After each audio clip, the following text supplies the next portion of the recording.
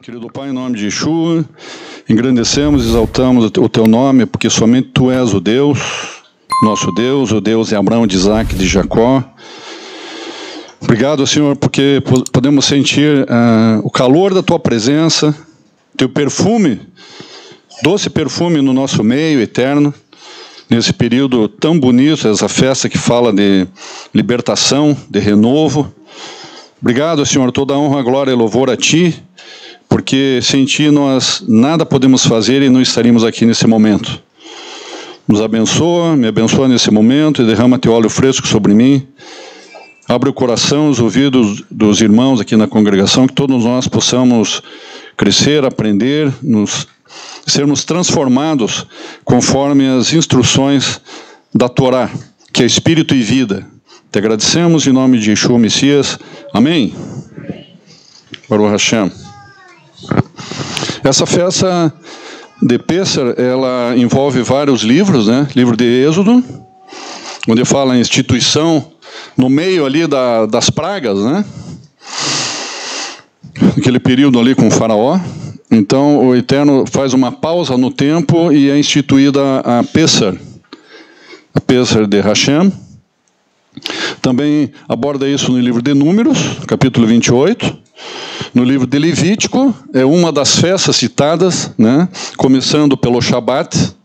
A primeira festa que o capítulo 23 de Levítico cita é o Shabat, e em seguida as demais festas do Senhor. Lembrando que cada dia dessas festas é Shabat. Mas, irmão Jair, se uma festa cair numa quarta-feira, não é Shabat, né? É só se a festa cair no próprio Shabat, que é Shabat. Não. Se a festa cair numa segunda, numa quinta ou numa quarta, aquele dia é Shabat, né? Essa aqui é a maravilha de Hashem, da Torá. Também cita no livro de Ezequiel, capítulo 36 e 37, e 1 Coríntios, além, tem inúmeras outras passagens bíblicas que citam sobre Pêssar também, né? Mas aqui as principais. Então, justamente eu não fiz um resumo da Parashá especial, justamente por ela citar em cada um desses livros aí. Vamos direto ao tema, então. O tema, né? O tema. Qual é a principal mensagem de Pêssar? Então, se alguém tinha alguma dúvida, né? Não entendi bem o que significa Pêssar, hoje todos vão sair daqui, pelo menos esses que estão com dúvidas, né? Vão ficar bem claros, assim, vamos todos ficaremos claros, né? Quanto a essa questão. Entendimento de Pêssar. Então vamos lá. Se nós 10 para meio-dia, se nós paramos alguém na rua e lhe perguntamos, estamos caminhando na rua, ei, para um pouquinho aí. Perguntamos para essa pessoa, qual que é a mensagem principal de Pêssar? A pessoa, liberdade, é a liberdade. Obrigado, amém.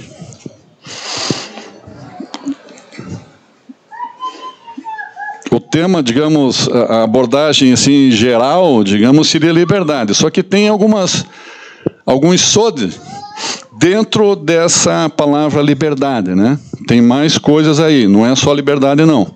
A razão de celebrar Pêssar é porque uma vez fomos escravos, então Hashem levantou o servo Moshe e nos libertou do Egito, né? Hashem envia Moshe, que ele vai até Faraó, e diz a ele para anunciar que os israelitas estão sendo libertos. O Faraó diz, fazendo pouco caso. Presta atenção, tem um lado meio engraçado aqui.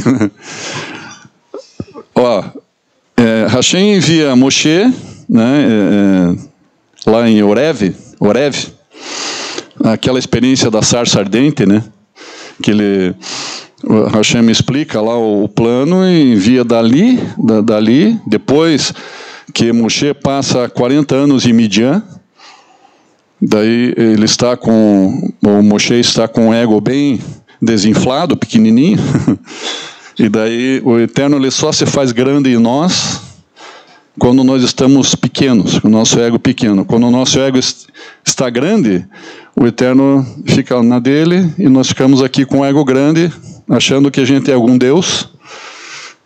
Não damos espaço para Hashem.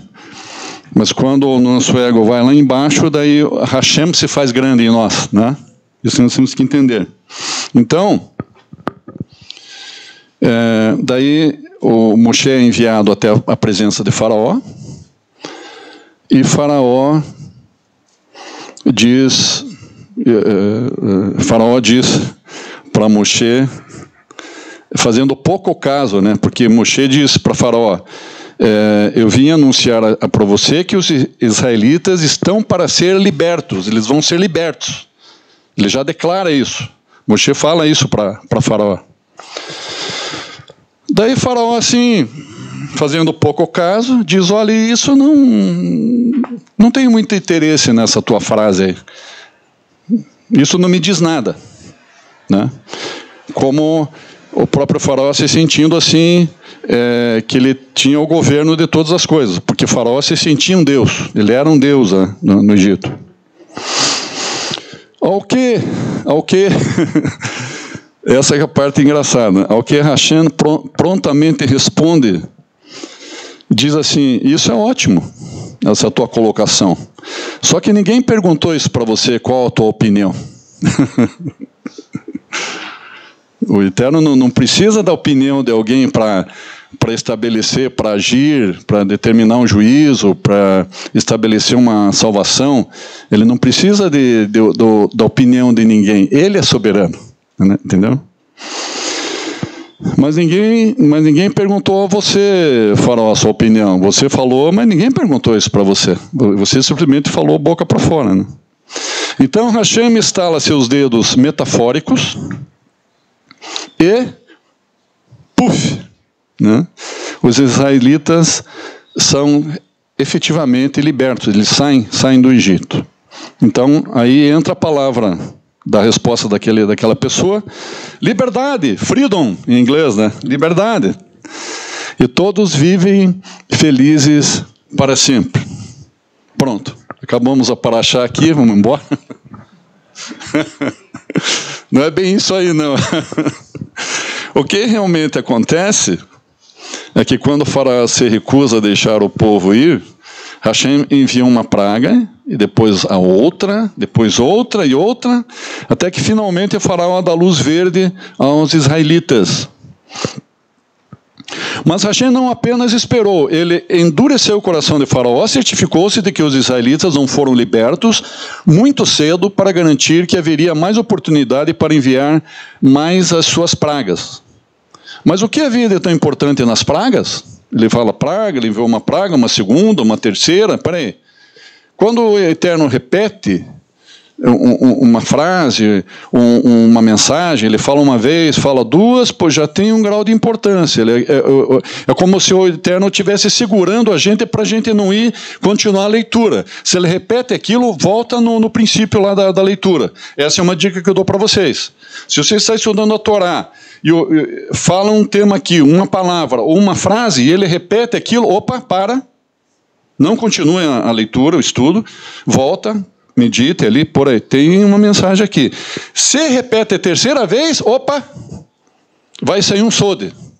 É coisa importante, bem legal. Daí você começa a orar, volta aqui, volta ali, o Eterno vai, brum, até que sai o sode, que é a revelação, a parte mais profunda, né? Então, o que realmente acontece quando o Faraó se recusa a deixar o povo ir? Hashem envia uma praga, então vamos lá. Mas o que realmente havia de importante nessas pragas? Qual que era a mensagem das pragas? Então, Hashem diz a resposta. Moshe sempre fala a Faraó. Deus diz a ele: quando eu estender a minha mão sobre o Egito saberá que eu sou o Deus, o Senhor. Né? Então, o fato das pragas era justamente uma praga, quer dizer, eram pragas diferentes, mas eram pragas. Então, tipo assim, parem para pensar. Parem para pensar. Eu estou estabelecendo essa praga aqui, vocês continuam não dando bola para a minha mensagem, trago outra praga. Vocês não continuam prestando atenção em mim, trago outra praga. Então, é tipo assim, o Eterno vai colocando freio nos egípcios. Então, nós temos que entender que às vezes passa despercebido no estudo da Torá, da leitura, nós temos que entender que o Eterno ele estava muito, muito preocupado com o povo hebreu, era o momento da grande libertação do povo hebreu, o povo escolhido, né? Mas, a dica aqui agora, presta atenção, o Eterno também ele estava preocupado com os egípcios. Essa é uma coisa que às vezes passa despercebido, às vezes numa paraxá inteira.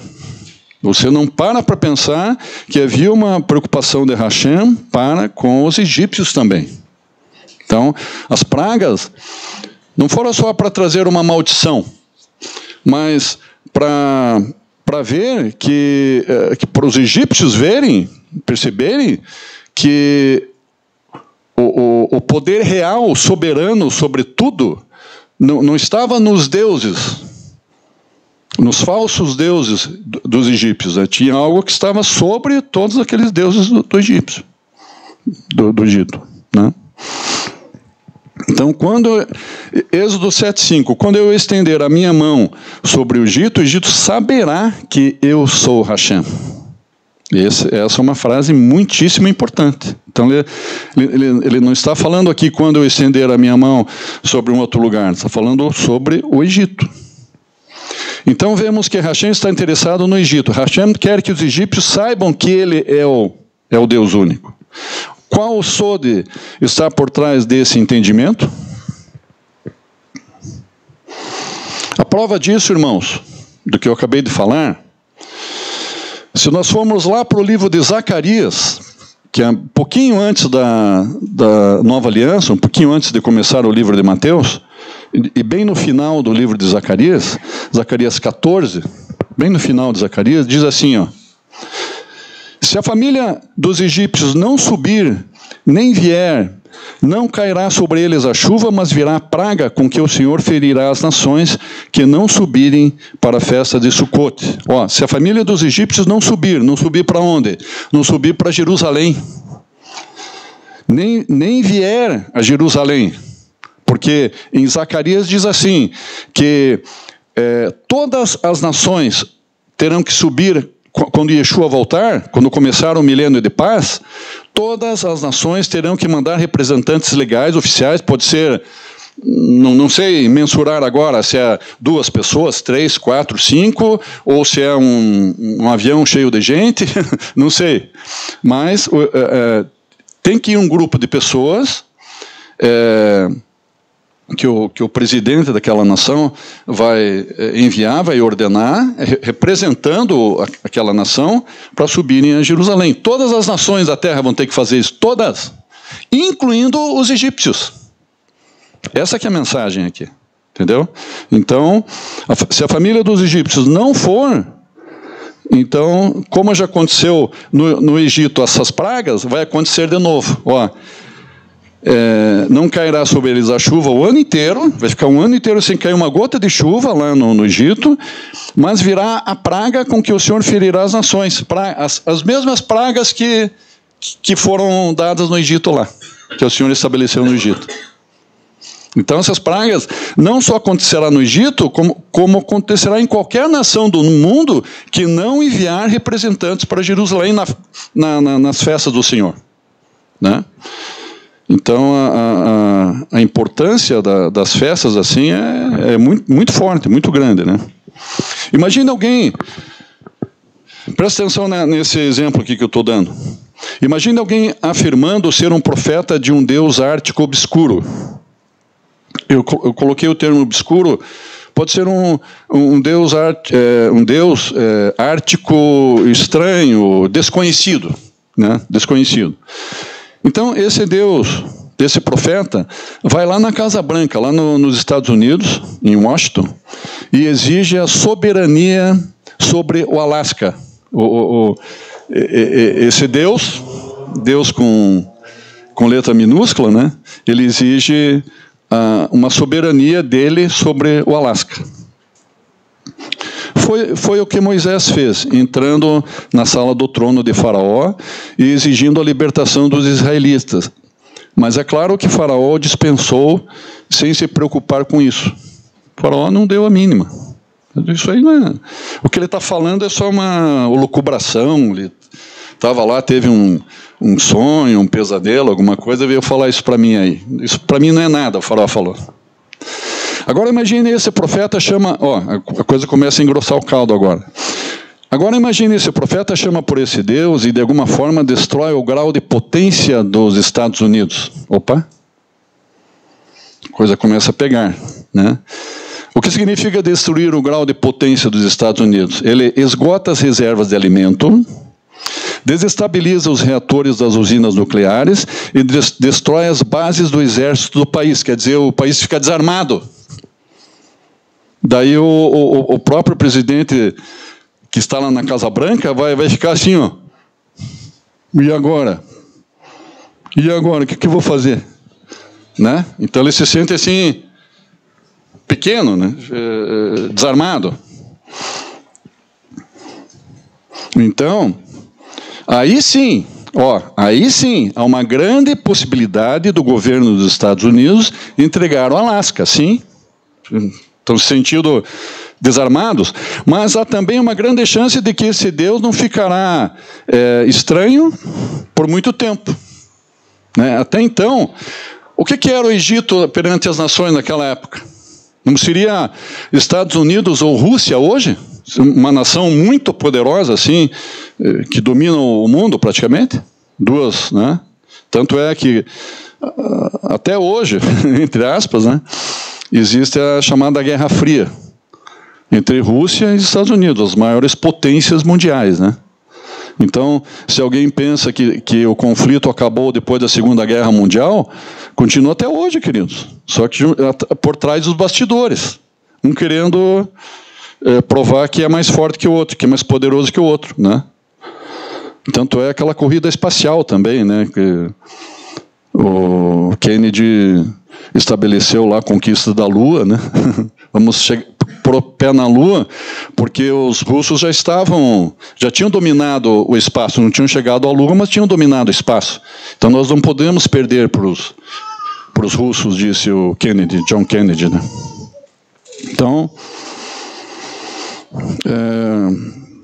Então, há também uma grande chance de que esse Deus não ficará obscuro. Então, o Egito não conhecia esse Deus. Os egípcios não conheciam o Deus de Abraão, de Isaac e de Jacó. Era um Deus estranho. Para muitos outros lugares também na terra, o Deus de Abraão, de Isaac e de Jacó era um Deus estranho. Não era conhecido. Pois ninguém no mundo, sabendo sobre isso, poderá ignorar que esse Deus é o verdadeiro e o negócio certo. Né? Pois ninguém no mundo, sabendo sobre isso, vai ignorar que esse Deus é o verdadeiro negócio. Então, quando que os egípcios, o faraó e os egípcios liberaram o povo e até deram um monte de coisas, deram ouro, deram prata, deram mantimentos para o povo sair do Egito. Mas por quê? Porque eles viram que se eles não liberassem o povo, o que ia acontecer? Eles iam perecer todos, porque os primogênitos dos egípcios já tinham perecido. Foi um grande clamor, um grande pranto que aconteceu com a morte dos primogênitos dos egípcios, mas dos hebreus não. Os hebreus foram salvos. Né? O êxodo foi o palanque final. O êxodo foi o palanque final. O Deus de Israel tornou-se um nome familiar. Presta atenção, agora ficou famoso o Deus de Israel.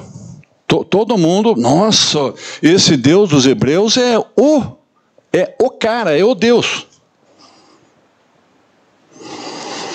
Com poder como nenhum outro, inspirando admiração em todo mundo conhecido. Baruch Hashem. Então, o tema número 1, são 3 temas. Esse é o número 1. Qual que é o tema, a mensagem que nós tiramos aqui dessa explicativa que eu dei? O reconhecimento. Anotem que no final nós vamos repetir esses 3 itens com uma explicativa muito, muito interessante. Anotem aí. Primeiro tema, primeira mensagem de Pessah, o reconhecimento de Hashem. Por que essa primeira mensagem? O que realmente significa essa primeira mensagem? O reconhecimento de Hashem, que esse período de Pessah nos dá. A Torá geralmente faz um bom trabalho de ortografia referente quando é cada feriado, né? Nós ficamos bem claros, tanto é que eu não tenho dúvida de... Roxa, quando que nós celebramos Pessah? 15 de Nissan. Shavuot, também tem o dia certo, nem antes nem depois, tem bem naquele dia ali. E eu sempre consulto o calendário hebraico, para não ficar na dúvida, né? Primeiro hebraico, depois eu estabeleço a data no calendário gregoriano. Então, não tem erro. Inclusive, o início, né, que é o Erev. Então, por exemplo, o dia começa já depois do pôr do sol. Por exemplo, amanhã é Yom Rishon, que é o primeiro dia da semana. Então, o Yom Rishon, ele já começa depois do pôr do sol de hoje. Para o calendário gregoriano, o sábado vai até meia-noite, mas para o calendário hebraico, o Yom Rishon, depois que o sol se pôs, já é o Yom Rishon, que é o primeiro dia. Vamos lá. Então, ela informa meses, datas, números de dias. Eu peço, por gentileza, para o irmão conseguir uma aguinha sem gelo para mim, por favor. Meses, datas, números, dias, etc. A Torá, por quê? Por que essas coisas? Porque o nosso Deus não é Deus de confusão, Ele é de ordem. Então, Ele quer que você celebre, que você obedeça, mas para você obedecer, você tem que ter conhecimento das coisas. Não vai fazer aleatoriamente no dia que você achar que vai fazer. Ele estabelece aquele dia, faça naquele dia. Mas, irmão Jair, por alguma razão, tal, não fiz. Por exemplo, Pessah. Por alguma razão, Roche, eu não pude celebrar na quarta noite, que é o Erev Pessah. Tudo bem. Veja como o Hashem é misericordioso. Você pode celebrar o Seder de Pessah no dia seguinte, à noite. É a segunda noite de Pessah, segundo Seder, né? Olha como o Hashem é misericordioso. Não, mas eu esqueci de um amigo lá que queria vir, esqueci de... Não, traga ele pro Seder, né? Faça na segunda noite. Então, tem esse plano B, no caso de Seder, de Pessah. Obrigado. Aqui, ó.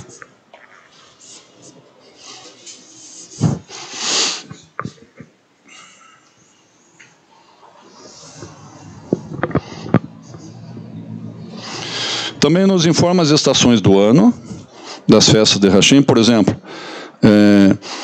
em Israel, o Pessah acontece qual mês, qual estação do ano? Na primavera. Então, primavera é interessante, Roxo, porque primavera acontece coisa muito legal na primavera. Diferente do inverno, diferente do verão, mas na primavera acontece algo muito interessante. Muito interessante. Algumas informações da Torá acabamos esquecendo, por isso ela nos lembra gentilmente um total de 4 vezes. 1, 2, 3, 4. Então, se repete 4 vezes, é importante. É muito importante. Mas o que é de importante na primavera para citar 4 vezes? A primavera tem tudo a ver com o renascimento. Todas as plantas que murcham ou morrem no inverno voltam à vida na primavera. Baruch Hashem. É o mês das flores, dos pássaros cantando. Os pássaros, daí tem as flores, as árvores e os frutos. E daí os passarinhos fazem ninho, a alegria dos passarinhos. É vida, vida em abundância. Aquela floresta que não é uma floresta obscura, né? É uma floresta cheia de vida, a floresta do Éden. E uma coisa semelhante estava acontecendo com as crianças de Israel durante o êxodo. Como povo, eles estiveram adormecidos por séculos. Mas, de repente, Hashem os ajuda a se tornar uma nação com identidade e destino próprios. Essa questão da nação é algo muito poderoso, porque quando é estabelecida uma nação, um povo unido, você tem a tua identidade. Você sabe quem você é. Você sabe quem mora do teu lado. Você tem a identidade própria, né? E, de fato, Hashem decreta que o mês do Êxodo, o início da primavera, vai sempre ser considerado o primeiro mês do ano para o povo judeu. Baruch Hashem. A primavera é a época do renascimento das plantas, é a época de nosso renascimento também. Preste atenção aí, ó. Preste muita atenção. Fala de primavera e a palavra-chave da primavera é renascer, renascimento. Roxo, essa palavra não é nada estranha, não. Eu já vi isso na Nova Aliança, só que um nome um pouquinho diferente, mas muito parecido com esse. Nada é por acaso, irmão. Nada é por acaso. Uma maneira bem sutil e poderosa que essa ideia se desenvolve está no Corban de Pessah. Pouco antes dos israelitas partirem, cada família é ordenada a abater, assar e comer um cordeiro. Mas eles também recebem uma ordem estranha para pintar as ombreiras das suas casas com o sangue dos cordeiros. Pintar as ombreiras das portas com o sangue do cordeiro. Preste atenção nisso aqui, que é bem legal. Olha como nada é por acaso na Torá. Nada. Então, quando chegasse a hora que aconteceu esse momento fatídico, né, eles deveriam, quando aconteceu a morte dos primogênitos, dos filhos dos egípcios, que os egípcios morreram, e os hebreus viveram. Roxa, por que os hebreus viveram e os egípcios morreram? Qual que é a diferença? Por que o Eterno vem como um anjo exterminador assim, né, e passa ali no Egito, nas casas?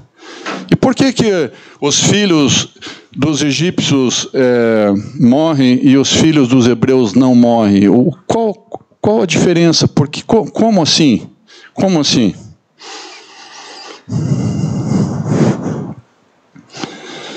As casas dos hebreus tinham a marca do sangue do cordeiro na verga das portas.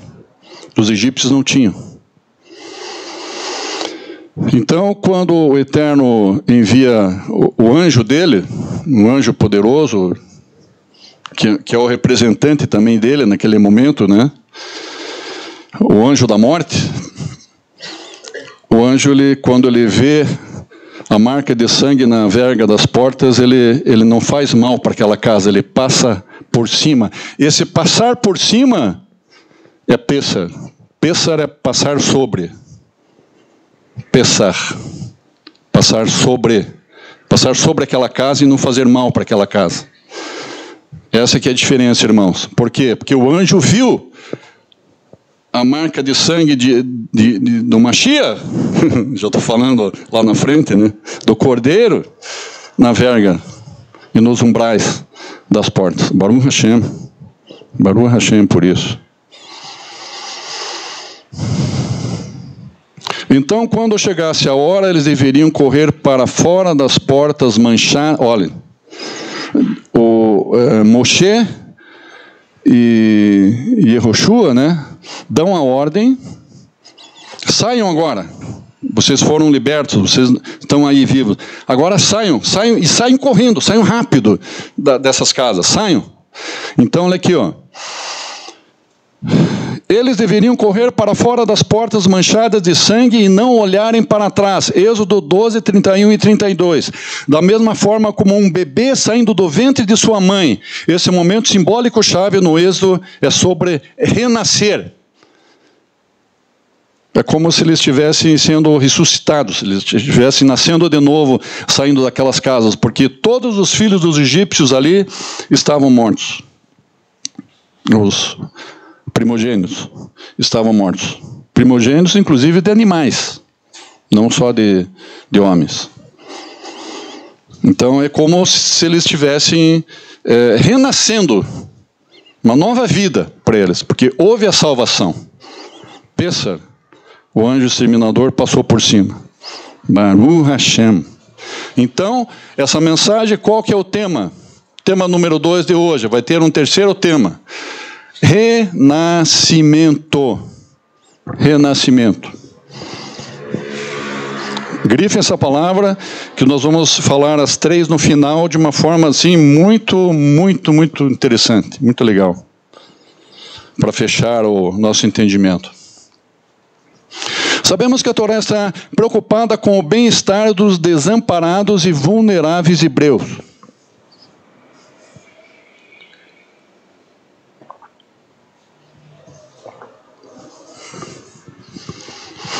Dos desamparados e vulneráveis hebreus. Mas essas leis não são apenas enquadradas como comuns no sentido moral, mas como respostas ao nosso sofrimento no Egito. E essa história, talvez mais do que tudo, nos obriga a garantir que isso não acontece com qualquer pessoa sob nossos cuidados. Basta olhar para o papel que nossa história desempenha na Torá. Somos ordenados, não oprima o estrangeiro, porque foste estrangeiro no Egito. E mais, mostre o amor ao estrangeiro. Qual que é a mensagem profunda, bem profunda, o cerne da mensagem lá de Sodoma e Gomorra? O que os habitantes de Sodoma faziam com os estrangeiros? Faziam totalmente contrário à Torá. Eles não recebiam bem o estrangeiro. O estrangeiro ele era uma pessoa repugnante. O estrangeiro tem que sair daqui dessa cidade. Fora, qualquer estrangeiro sai daqui. Nós queremos ter a nossa turma aqui, nós estamos muito bem, obrigado, não precisamos de estrangeiros. Sodoma e Gomorra faziam assim, era contrário à Torá, irmãos. Nós temos que dar boas-vindas e receber bem os estrangeiros, porque nós fomos estrangeiros no Egito. Mas qual que é o cerne? Só porque nós somos estrangeiros no Egito, Roxo? Não. Está ali grifado em amarelo, leiam lá. Por quê? Você foi um estrangeiro no Egito, você não foi destruído no Egito, você foi preservado. Baruch Hashem. Quem que preservou os hebreus no Egito? Hashem. Faraó não destruiu os hebreus no Egito, ele preservou. E tanto é que ele tremeu nas bases, porque o povo hebreu se multiplicou e ficou maior que o exército deles. Bem maior. Tipo 10 vezes maior. Então isso é destruir? Não. Mas quem que proporcionou isso? Hashem. Em qualquer situação, irmãos, se você está num período lá, estava ruim, né? Pelo vale da sombra e da morte, o Eterno está ali, cuidando. Qualquer situação que você encontrar, que você acha que situação ruim, angustiosa que eu estou, mas não é por muito tempo. O Eterno está com você do teu lado. Baruch Hashem. Hoje muitos de nós com certeza vivemos uma vida de relativo privilégio. Sim. Frequentemente boas escolas, temos um emprego em que gostamos e somos abençoados com uma família incrível. Baruch Hashem por isso. Quando ouvimos sobre crises em todo o mundo, percebemos que não compartilhamos quase nada. Guerra na Ucrânia e Rússia. Esses terremotos que houveram lá na Istambul, Síria. Percebemos que não compartilhamos quase nada em comum com as pessoas envolvidas nas catástrofes, ou crises, ou terremotos, ou furacões e etc. Porém, nossos ancestrais padeceram agruras no Egito há milhares de anos atrás. E seja qual for o privilégio com o qual sou abençoado hoje, eu nunca tenho a permissão para esquecer onde nós estávamos no passado. Então, em respeito, em honra, porque o que diz A última palavra da primeira tábua da Torá diz o quê? Vocês tinham que saber isso, irmão. Hã? Honrar pai e mãe. Que os seus dias serão prolongados na face da terra. Baruch Hashem. Honrar pai e mãe. É o 5º mandamento da primeira tábua. Honrar pai e mãe. Então, fazer isso é honrar também os nossos tataravós lá. Meus tataravós. Teus. Eu falo isso porque eu sou judeu, então eu sou meus tataravós, queira ou não. Então,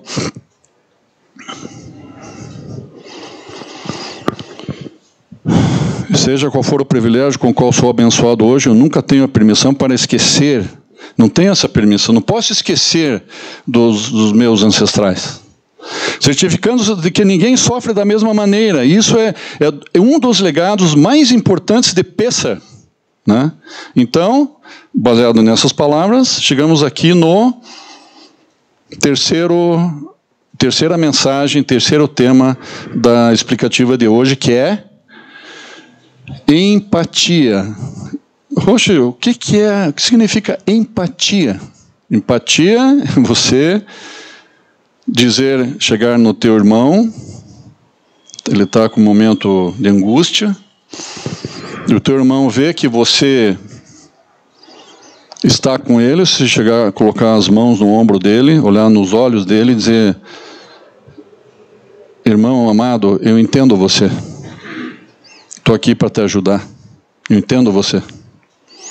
Você sentir a dor do teu irmão. E fazer algo para tentar ajudá-lo. Quem é campeão nisso? Yeshua. Ele sempre nos entendia e nos entende até hoje e quer continuar nos entendendo no amanhã. Que Ele nos ama.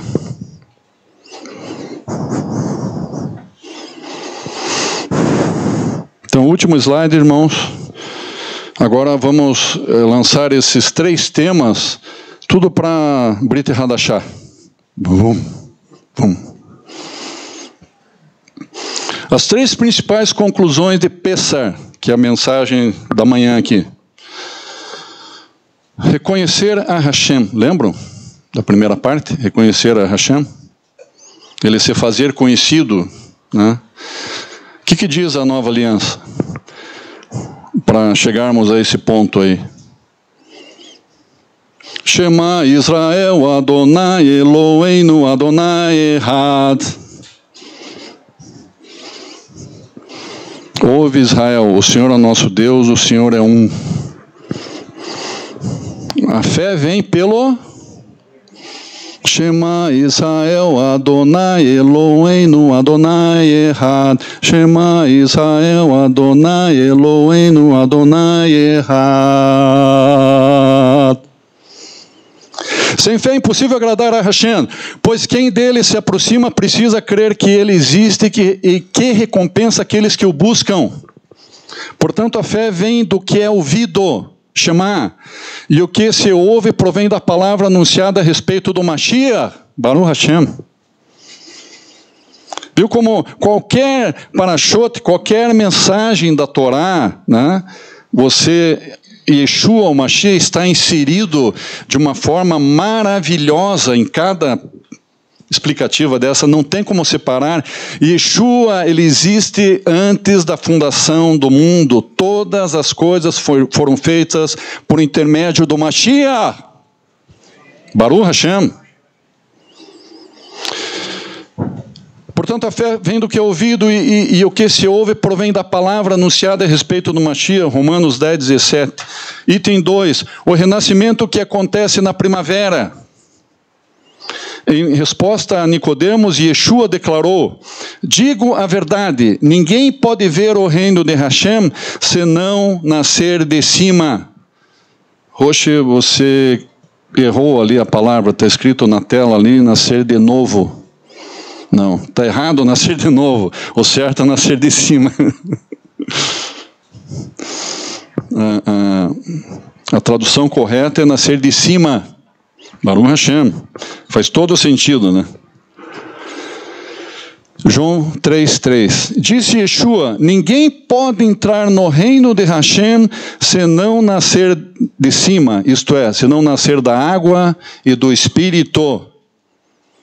Lembra que eu falei da primavera para vocês? Do renascimento ocorre na primavera. Primavera, o tema maior, principal da primavera é renascer. Yeshua, ele nos dá vida, vida em abundância. Baruch Hashem. Que amor, hein? Nós não conseguimos mensurar esse amor. Você pode ficar noites e noites fazendo cálculos, fórmulas, não conseguimos mensurar esse amor, porque nós não temos condição de prover uma quantidade de ouro, prata, dólar para pagar isso. Não tem como. Só Hashem entende esse amor. Item 3, e agir com empatia, que é a terceira mensagem, né, do estudo de hoje. Tenha compaixão da multidão. Eu coloquei aqui, tinha 30 e poucos versículos que falam sobre isso. O campeão da empatia, Mashiach, né? Ó, Yeshua, né? Tenho compaixão da multidão, porque há 3 dias que estão comigo e não tenho o que comer. Aquele momento lá da multiplicação dos pães lá. Porque naquilo que ele mesmo sendo tentado, padeceu, pode socorrer aos que são tentados. Ele mesmo padeceu na pele, na carne, né? O que é sofrer. Infelizmente, tem pessoas hoje, nesse dia, que creem que não, o Eterno não ia permitir que o filho dele, a deidade que tem em Yeshua, Hashem não ia permitir que ele sofresse, que ele sentisse o que a gente sente. Ele é filho de Hashem. Não. Ele sentiu tudo o que a gente sente. Ele sentiu muito pior do que gente até hoje nunca sentiu. Humilhação, levar quase 40 chicotadas, não era batidinha assim da tua mãe batendo com uma vara de marmelo em você.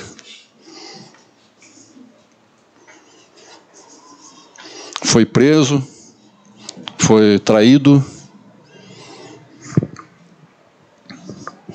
e não abriu a boca para reclamar. Nós temos o costume de reclamar, murmurar, não abriu a boca. Como um cordeiro, uma ovelha sendo levada ao matadouro, diz a palavra.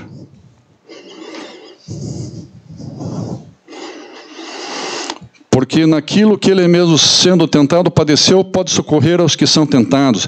Então disse Shaul: bendito sejais vós do Senhor, porque vos compadecestes de mim.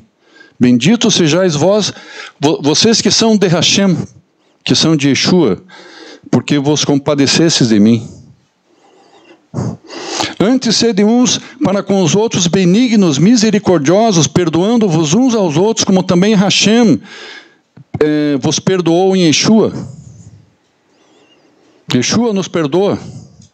Se você confessar a Ele em verdade, em humildade, ele está pronto. Ele não vai fazer cálculos e vai levar teu assunto para casa e vai ficar escrevendo e calculando para ver se vale a pena ou não. Você vai ser perdoado. Se você for sincero, humilde e verdadeiro de coração, naquele momento nós somos perdoados. Baruch Hashem. Qual o preço disso, queridos?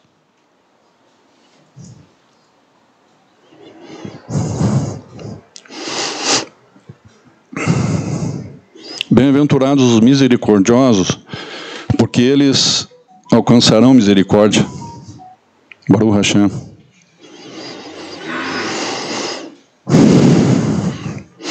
Então, terminamos aqui com Baruch Haba B'Shem Adonai. O que significa isso? Bendito o que vem, em nome do Senhor que virá pela segunda vez. Ninguém aqui tem dúvidas disso, né?